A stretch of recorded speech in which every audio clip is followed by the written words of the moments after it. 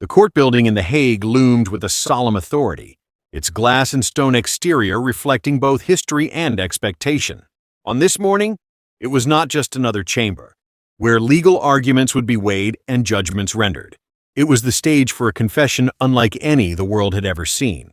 The audience filling the rows was not made up of casual observers. They were ambassadors, activists, journalists, and historians who understood that they were about to witness something that would ripple across continents. Cameras whirred softly, their red lights blinking, transmitting the anticipation to millions of homes, boardrooms, and villages worldwide. For many, it was simply unimaginable, a senior Western figure preparing to apologize, publicly, not in symbolic phrases but in tangible, monetary recognition of harm done to Africa. The figure at the center of this unprecedented drama was Judge Roberts, his reputation long established within the highest corridors of law and finance.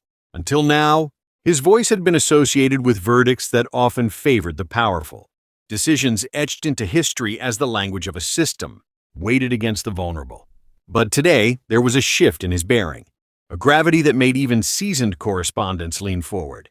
At his side sat folders marked with seals. The documents said to detail not just words of apology, but the mechanics of a $600 million restitution. It was an amount that startled markets and unsettled governments. Some saw it as a token, others as the opening crack in a dam that had held back centuries of demands for justice. Across the room, positioned with quiet dignity, sat Ibrahim Traoré, leader of Burkina Faso and a symbol of defiance against the weight of Western exploitation. His presence was more than ceremonial. For his supporters across Africa and the diaspora, he embodied a generation unwilling to accept silence, unwilling to be told that sovereignty was a courtesy granted rather than a right inherent. Dressed in traditional indigo cloth, his expression was calm, though his eyes carried the focus of a man who understood the symbolic weight of this moment. It was not just an apology to him or to his nation. It was an apology, however incomplete, to Africa itself. The murmurs in the gallery quieted as Roberts adjusted the microphone, his voice cracking the silence with unexpected softness. For too long he began, our systems have spoken over the voices of those who built the foundations of the wealth we now enjoy. Today, I stand not to erase that history, because no apology can undo what was done, but to acknowledge in the clearest possible terms that justice delayed cannot mean justice denied forever. His words, carefully measured, carried the rhythm of someone aware that history was not forgiving. He described contracts signed under duress, resources extracted under the guise of partnership, and a ledger that never balanced because Africa was always recorded as debtor, never creditor. He paused, glancing toward Traoré. $600 million is but a fraction, he admitted, but it is a beginning, a gesture of responsibility, a signal that the tide must turn. The gallery erupted in whispers, some skeptical, others astonished. Could $600 million, in an era where corporations traded in billions each day, really mark a beginning? To many, it felt symbolic, yet symbolism carried power. For the first time, acknowledgement came from a man whose name was synonymous with the very establishment Africa had fought against. Across Africa, television screens flickered in crowded markets, small cafes, university dormitories, and family living rooms. In Lagos, a group of students huddled in a common room, their eyes wide as the subtitles translated Robert's words. In Nairobi, traders paused mid-bargain to listen to the broadcast on a crackling radio, nodding slowly, skeptically, yet curiously moved. In Ouagadougou, where Traoré's rise had been born from military defiance and popular support, the streets were alive with discussions. Was this apology genuine, or was it another trick wrapped in silk, another calculated move to temper Africa's rising voice? The contrast could not have been sharper. On one side stood the architect of systems designed to profit from imbalance. On the other stood the young soldier-turned-statesman, who had repeatedly told the world that Africa's destiny would no longer be dictated by others. The narrative practically wrote itself, the old world confessing its sins to the new, not willingly, but under the undeniable pressure of truth, activism, and a shifting global order. For Roberts, this was a gamble. Critics in his own country had already accused him of weakness, betrayal, even treason for daring to offer material compensation. Editorials screamed that apologizing set a dangerous precedent, That 600 million was the opening wedge of demands that could stretch into the trillions. Yet within the chamber, his voice did not tremble. "We must not fear truth," he said. "We must fear what happens when truth is ignored." Traoré's response was awaited with breathless anticipation. He stood slowly, his tall frame commanding attention without the need for raised voice or exaggerated gesture. His words, when they came, carried the cadence of a man speaking to both the chamber and to unseen millions beyond its walls. "Apology is not a gift," he said. "It is a recognition of debt. Africa's wealth has been exported for centuries, leaving behind poverty not by accident but by design. 600 million is not the payment of that debt at E. It is only the receipt that you have finally admitted its existence." His eyes swept the chamber, then settled on Roberts. "We accept this not as closure, but as opening. Not as mercy, but as acknowledgement. The day Africa waits for is not when 600 million is paid, but when no child must beg while gold leaves our soil, when no mother must bury her child, because medicine was hoarded elsewhere." The power of his words was amplified by the silence that followed. Even critics could not dismiss the moral clarity. Journalists scribbled furiously, analysts whispered into phones, and television commentators prepared their framing. Social media lit up instantly.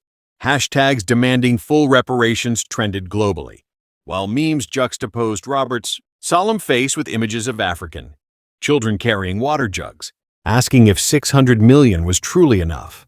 But beneath the cynicism, a current of hope spread. Something had shifted. For once, the balance of apology had tilted, however slightly, toward Africa. In Washington, boardrooms scrambled. Corporate executives exchanged panicked emails, worried that Roberts' act would spark lawsuits, demands, and boycotts. In Paris, policymakers debated late into the night, fearing that France's long-standing contracts across West Africa could face unprecedented scrutiny. In Beijing, strategists smiled quietly, recognizing that Western division created openings for their own influence. And in capitals across Africa, leaders faced pressure from their own citizens to seize the momentum, to turn symbolism into substance. The narrative was no longer about whether Africa deserved apology. It was about how much and how soon. Roberts, in closing his statement, placed a hand on the stack of documents beside him. "History will not absolve us for words alone," he said. "This is why the transfer of 600 million begins immediately, directed to programs identified not by us, but by African leaders themselves." That single phrase electrified the chamber. Control would not remain in Western hands. This was not aid, not charity, but restitution, at least in its stated form. Whether it would truly unfold that way remained uncertain. Yet the symbolism was undeniable. A Western judge, ceding not just money but authority to Africa. As the camera zoomed in, the image was indelible. Roberts seated, weary but resolute. Traoré standing, firm and unyielding. Between them, a gulf of history, bridged for the first time, not by rhetoric, but by an admission that exploitation had carried a price. For Africa's millions watching, it was a moment to debate, to question, but also to dream. Could this be the first crack in a wall that had stood for centuries? The answer was not yet clear, but the question itself was revolutionary. The days following the apology were unlike anything the global stage had seen in decades. In Africa's bustling capitals, the news was replayed on every channel, dissected in panel discussions, and argued over in crowded cafes, where the aroma of roasted beans mixed with heated voices. In Accra, university students held late-night debates, some insisting that the apology marked a turning point, others cautioning that 600 million was little more than a distraction. "They give us crumbs and call it bread," one student said, gesturing passionately as his peers nodded. Yet even those skeptical could not deny that something unusual had occurred. A Western figure of immense standing had bent, however slightly, before Africa's demand for recognition.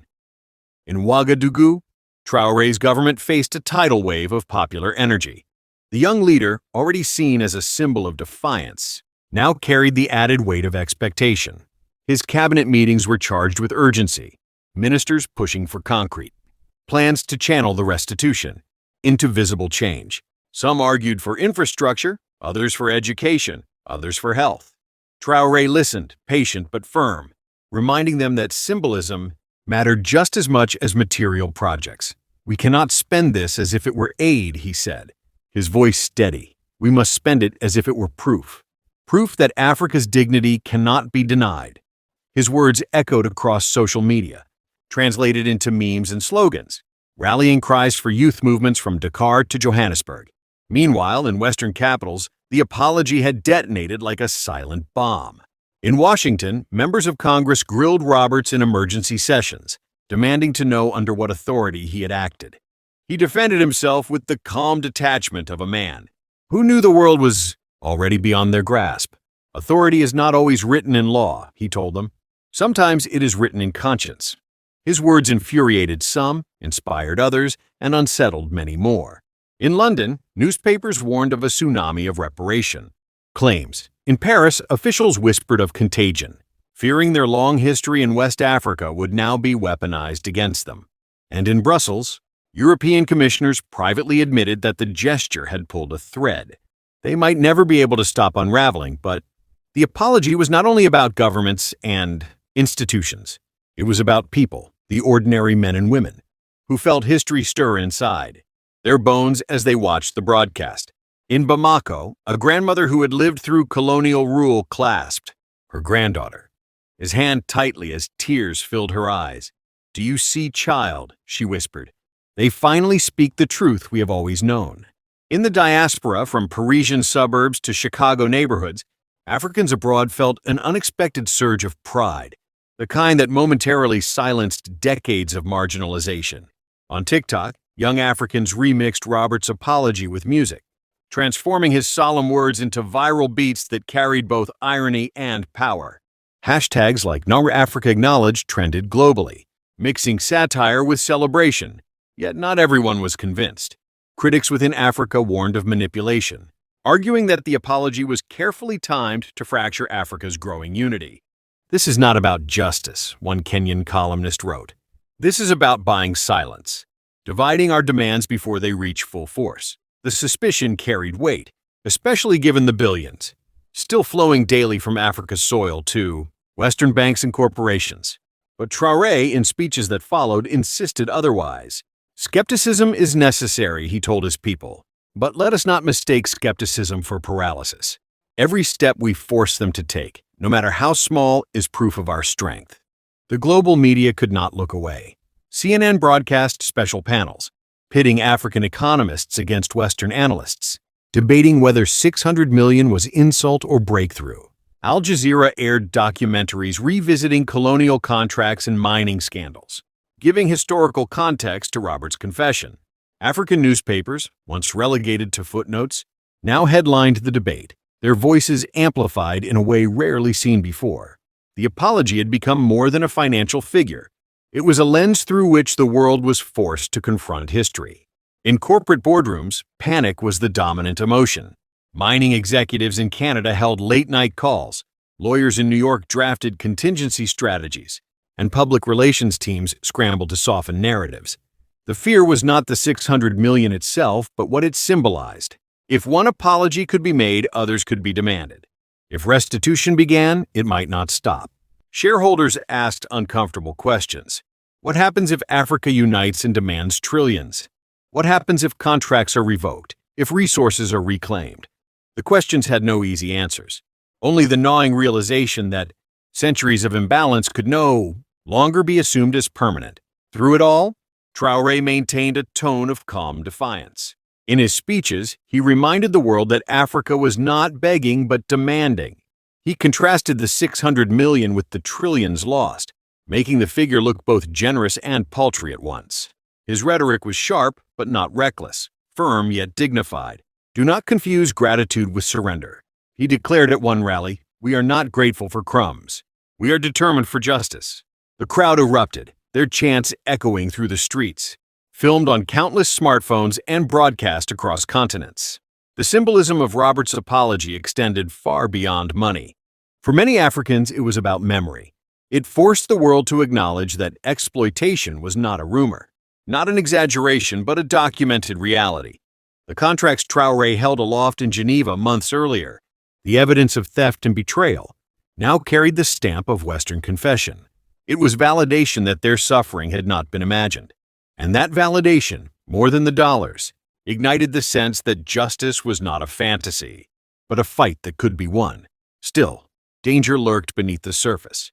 Intelligence reports in several African capitals warned of destabilization plots, whispered plans to undermine Traoré's government, to fracture the momentum before it spread too far.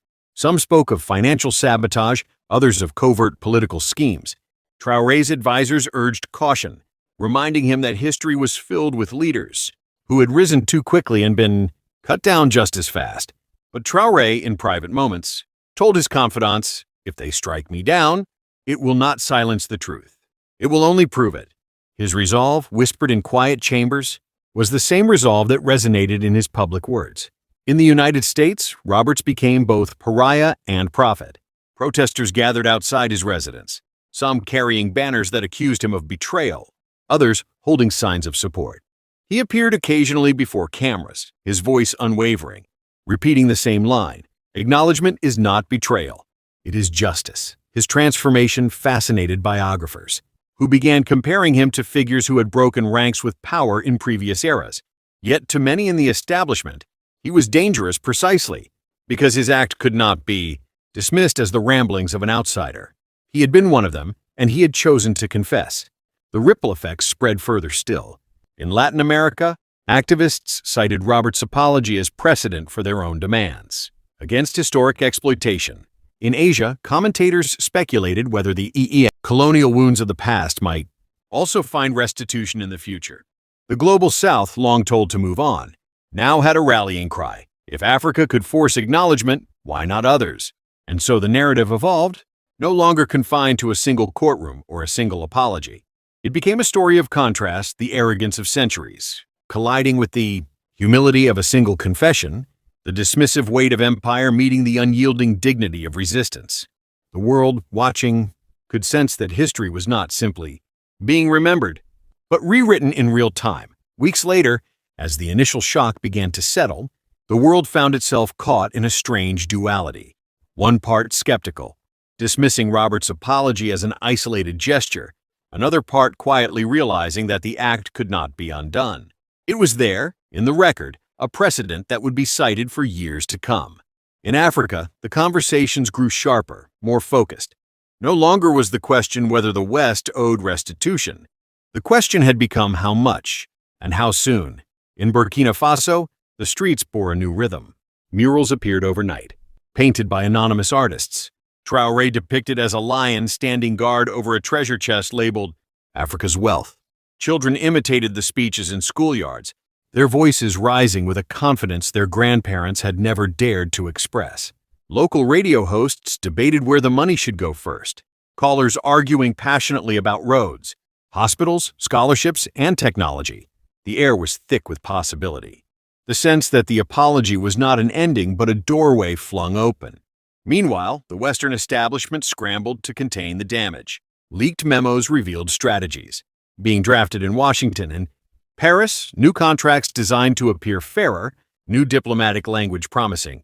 Partnership, all thinly veiled attempts to reassert control. But the genie was out of the bottle. Every phrase, every handshake, every contract was now scrutinized under the shadow of Roberts' words. Acknowledgement is not betrayal. It is justice. The line became a banner under which activists marched in Nairobi, in Dhaka, and Johannesburg. Protest placards carried the quote alongside: demands for far greater restitution. The international press kept fueling the fire. The BBC aired a documentary tracing the journey of African gold from colonial mines to European banks, juxtaposing Roberts' apology with footage of impoverished miners. The New York Times published op-eds both condemning and praising him, their contradictions revealing the West's internal conflict. African journalists, emboldened by the spotlight, produced fearless exposés that connected local struggles with global exploitation. The imbalance of narrative was shifting. For once, Africa was not simply the subject of stories, but the author of them. Roberts himself became increasingly reclusive. His health, some whispered, was failing, though his words continued to circulate. He issued a statement that read, "I will be judged harshly by some, generously by others. But my intent remains clear. Silence benefits only those who profit from it." The statement, brief and stark, went viral. quoted in classrooms and parliaments alike. For many Africans, Roberts had inadvertently become proof that truth could pierce even the thickest walls of power. Traoré, for his part, refused to let the moment pass into symbolism alone. He announced the creation of a Continental Restitution Council, inviting leaders across Africa to pool demands, strategies, and evidence. His vision was larger than Burkina Faso. This is not about one nation, he declared in a speech broadcast across the continent. This is about a continent. If 600 million can be admitted, so can 600 billion. So can the trillions that built their skyscrapers, their armies, their empires. The only limit to what we demand is the limit of our courage. His words resonated like thunder, igniting applause in crowded auditoriums, in market squares, in private living rooms where families leaned close to television screens. The reactions abroad were immediate and sharp. Western stock markets dipped with every new rumor of African governments reconsidering contracts. Lobbyists in Washington and Brussels intensified their campaigns, urging leaders to downplay restitution demands. But among ordinary citizens, something unexpected emerged: sympathy. In online forums, young Europeans and Americans questioned the morality of inherited wealth built on exploitation. Hashtags like Nashi Justice for Africa appeared, shared not only by Africans but by allies abroad. What began as a formal apology had grown into a cultural reckoning, a debate about fairness that crossed borders. The contrast between the old world and the new became glaring. On one side, governments clinging to narratives of stability, insisting that the past must remain buried.